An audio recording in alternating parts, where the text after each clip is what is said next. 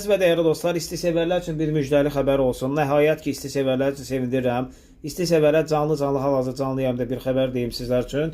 Yaxın bir neçə gün ərzində hava şəraiti sizlər üçün olduqca isti olacağı gözlənilir. Hava temperaturu yüksək olacaq və ayın 11 və 12-sinə qədər temperaturlar olduqca yüksələcək və yağıntılar ehtimalı yoxdur bu ərəfələrdə.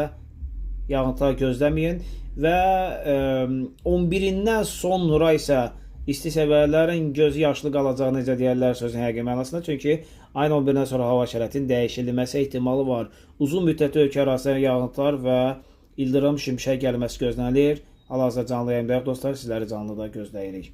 Əziz və dəyərli dostlar, istisevərlər üçün bir müjdəli xəbər olsun. Nəhayət ki, istisevərlər üçün sevindirirəm.